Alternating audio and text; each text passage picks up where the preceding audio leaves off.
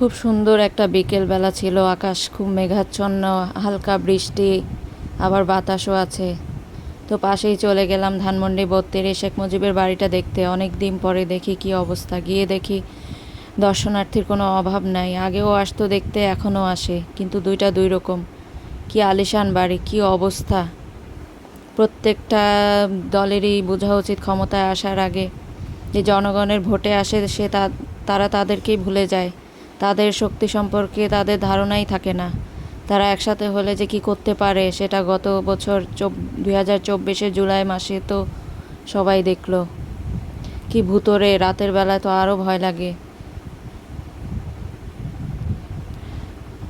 এটা মানুষের জন্য একটা বড় লেসন হয়ে থাকবে। যারাই নেক্সট টাইম আসবে অবশ্যই তারা কোনো অপরাধ করার আগে 10 বার চিন্তা করবে। কোনো কিছুই পার্মানেন্ট না।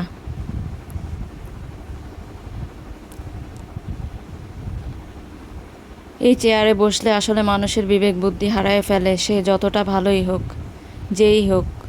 কিন্তু এইটা সবারই মনে রাখা উচিত, যাদের ভোটে তারা এই গদিতে চেয়ারে বসে তাদের কথাই আগে সবার মনে রাখা উচিত।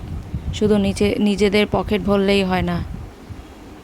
তো এই তো দেখলাম কি এক অবস্থা, কি আলিশান বাড়ি ছিল।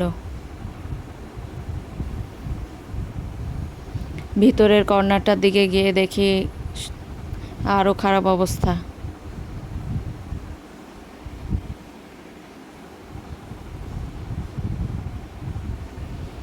এই রাস্তাটাকে কত বছর ধরে বন্ধ করে রাখছিল। ভিআইপি রোড ঢাকার একমাত্র রাস্তা, যেটা তার নিজের বাবার রোড মনে করে সে এতদিন বন্ধ করে রাখছে।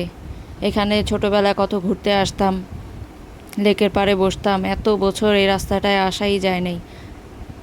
এখন মানুষ আবার কি সুন্দর রিল্যাক্সে চা, ফুচকা, আইসক্রিম খায়, গল্প করে। আল্লাহ হাফেজ।